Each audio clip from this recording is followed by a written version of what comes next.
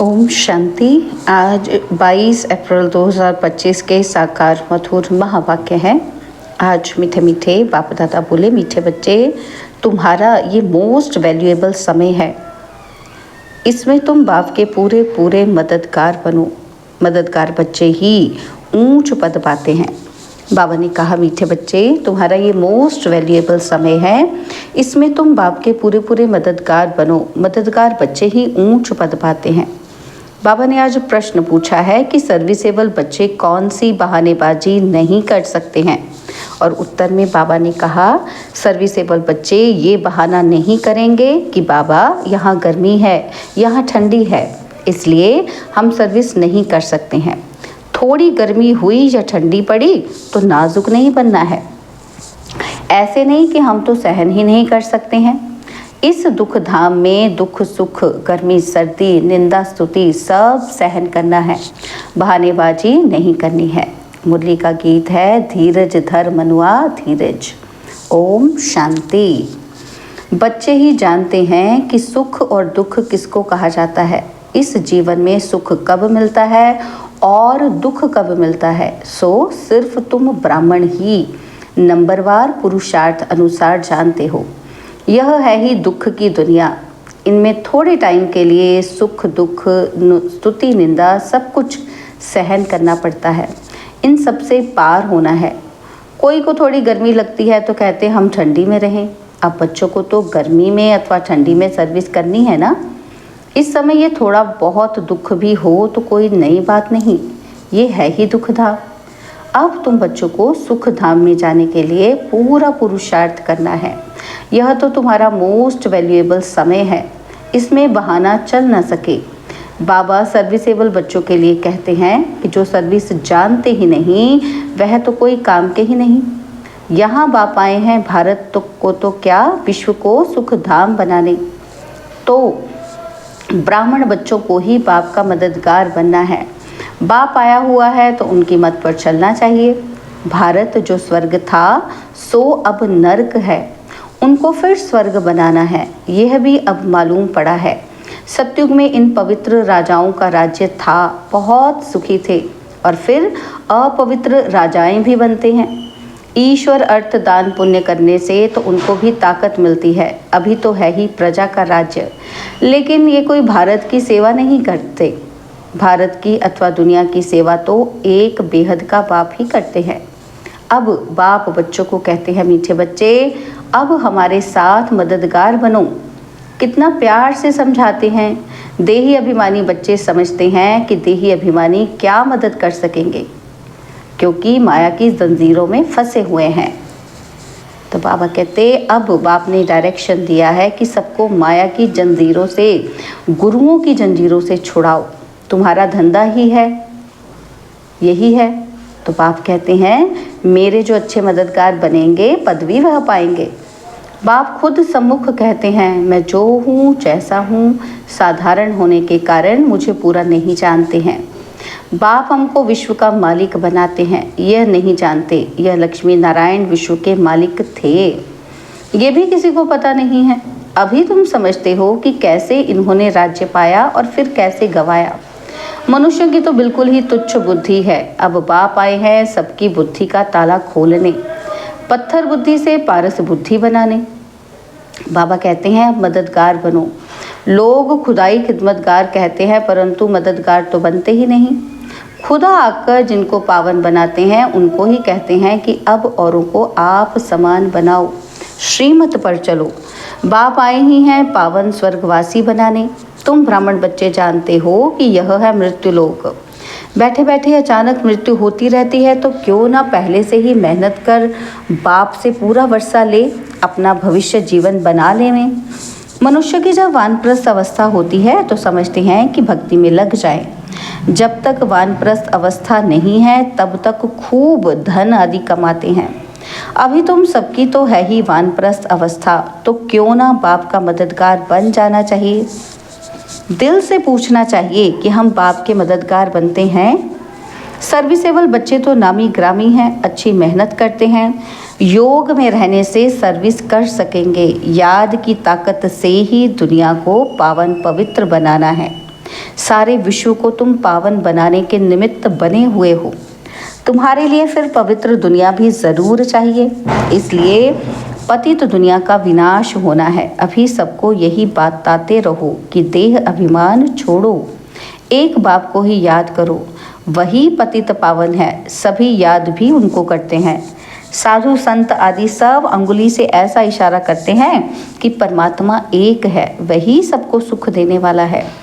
ईश्वर अथवा परमात्मा कह देते हैं, परंतु उनको जानते कोई भी नहीं।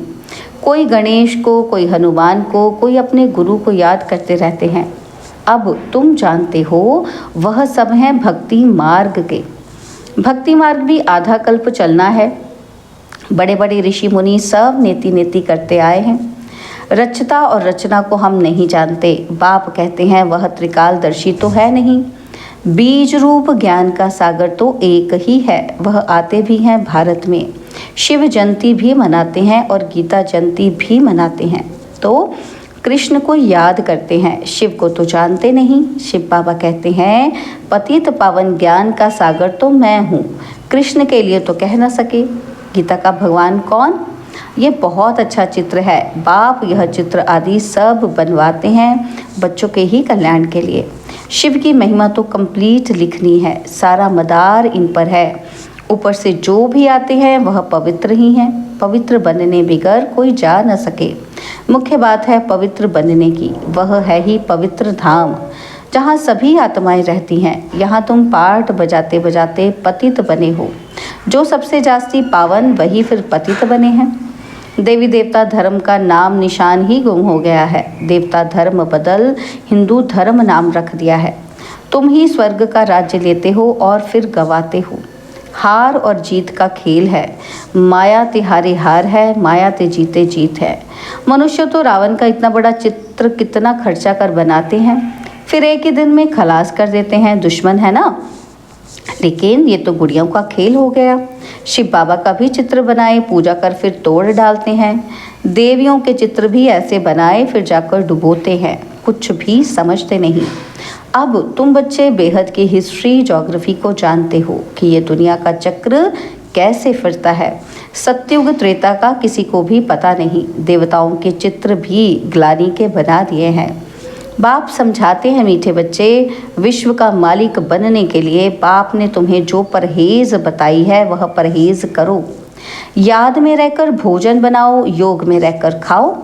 बाप खुद कहते हैं मुझे याद करो तो तुम विश्व के मालिक फिर से बन जाएंगे। बाप भी फिर से आया हुआ है। अब विश्व का मालिक पूरा बनना है। Follow father mother. सिर्फ फादर तो हो नहीं सकता। सन्यासी लोग कहते हैं हम सब फादर हैं, आत्मा सु परमात्मा है, वह तो रॉन्ग हो जाता है। यहाँ मदर फादर दोनों पुरुषार्थ करते हैं। फॉलो फादर मदर ये अक्षर भी यहाँ के हैं। अभी तुम जानते हो जो विश्व के मालिक थे, पवित्र थे, अब वह अपवित्र है, फिर से पवित्र बन रहे हैं। हम भी उनकी श्रीमत पर चल ये पद प्राप्त करते हैं। वह इन द्वारा डायरेक्शन देते हैं, उस पर चलना है। फॉलो नहीं करते तो सिर्फ बाबा बाबा कह मुख मीठा करते हैं। फॉलो करने वालों को ही सपूत बच्चे कहेंगे ना। जानते हो मम्मा बाबा को फॉलो करने से हम रजाई में जाएंगे। ये समझ की बात है। बाप सिर्फ कहते हैं मुझे याद करो तो विकर्म विनाश हो। बस और कोई को भी ये समझाओ कि तुम कैसे 84 जन्म लेते लेते अपवित्र बने हो। अब फिर पवित्र बनना है। जितना याद करेंगे तो पवित्र होते जाएंगे। बहुत याद करने वाले ही नई दुनिया में पहले पहले आएंगे। फिर औरों को भी आप समान बनाना है। प्रदर्शनी में बाबा मम्मा समझाने के लिए जा नहीं सकते। बाहर से कोई बड़ा आदमी आता है तो कितने ढेर मनुष्य जाते हैं उनको देखने के लिए कि ये कौन आया है, यह तो कितना गुप्त है। बाप कहते हैं मैं इस ब्रह्मा तन से बोलता हूँ, मैं ही इस बच्चे का रिस्पॉन्सिबल हूँ। तुम हमेशा समझो कि शिव बाबा बोलते हैं, वह पढ़ाते हैं। तुमको शिव बाबा को ही देखना है, इनको नहीं देखना है। अपने को आत्मा समझो और परमात्मा बाप को याद करो। हम आत्मा हैं, आत्मा में सारा पार्ट भरा हुआ है। यह नॉलेज बुद्धि में चक्र लगानी चाहिए। सिर्फ दुनियावी बातें ही बुद्धि में होंगी तो गोया कुछ नहीं जानते, बिल्कुल ही बदतर है। परंतु ऐसे ऐसे का भी कल्याण तो करना ही है। स्वर्ग में तो जाएंगे परंतु ऊंच पद नहीं, सजाएं खाकर जाएंगे। ऊंच पद कैसे पाएंगे वह तो बाप ने ही समझाया है।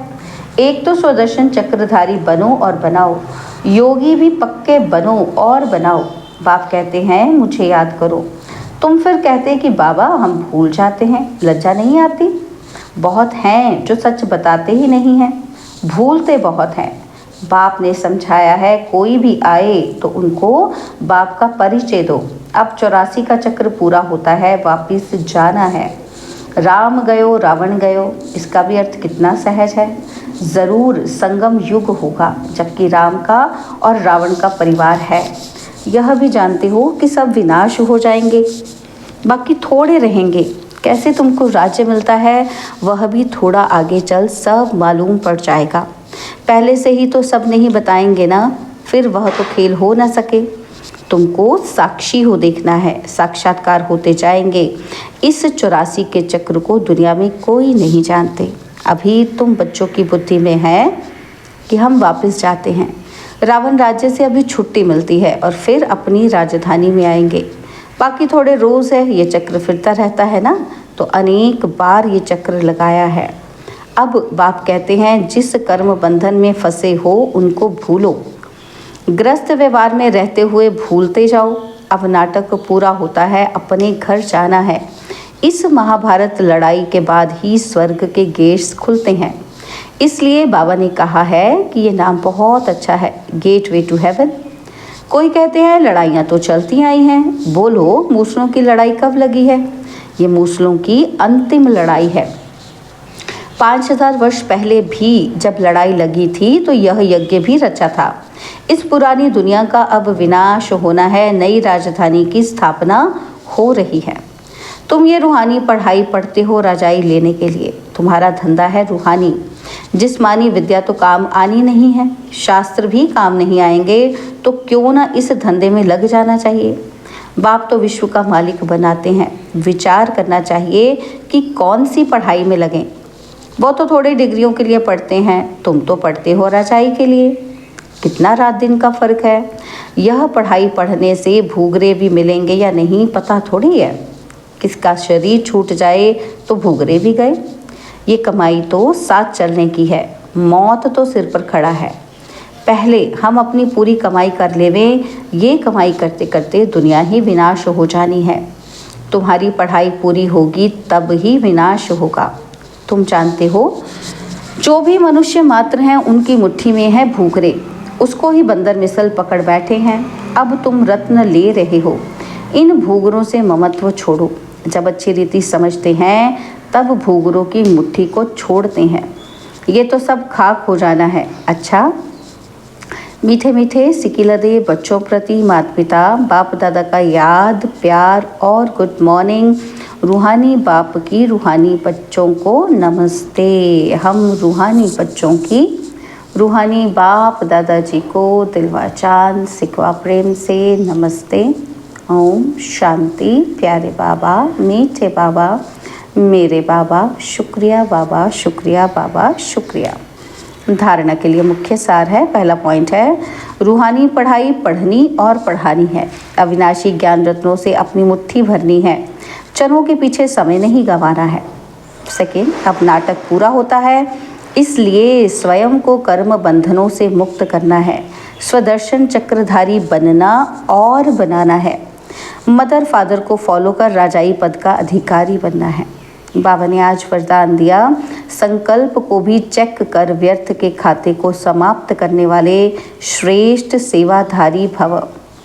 संकल्प को भी चेक कर व्यर्थ के खाते को समाप्त करने वाले श्रेष्ठ सेवाधारी भव। श्रेष्ठ सेवाधारी वह है जिसका हर संकल्प पावरफुल हो, एक भी संकल्प कहीं भी व्यर्थ न जाए, क्योंकि सेवाधारी अर्थात विश्व की स्टेज पर एक्ट करने वाले सारी विश्व आपको कॉपी करती है। यदि आपने एक संकल्प व्यर्थ किया तो सिर्फ अपने प्रति नहीं किया, लेकिन अनेकों के निमित्त बन गए। इसलिए अब व्यर्थ के खाते को समाप्त कर श्रेष्ठ सेवाधारी बनो। स्लोगन है, सेवा के वायुमंडल के साथ बेहद के वैराग्य वृत्ति का वायुमंडल बनाओ। अव्यक्त इशारे कंबाइंड रूप की स्मृति से सदा विजयी बनो। बाबा उसके लिए कहते हैं कि संगम युग है ही कंबाइंड रहने का युग। बाप से अकेले हो नहीं सकते, सदा के साथ ही हो। सदा बाप के साथ रहना अर्थात सदा संतुष्ट रहना। बाप और आप सदा कंबाइंड हो तो कंबाइंड की शक्ति बहुत बड़ी है। एक कार्य के बजाय 1000 कार्य कर सकते हो, क्योंकि 1000 भुजाओं वाला बाप आपके साथ है। ओम शांति।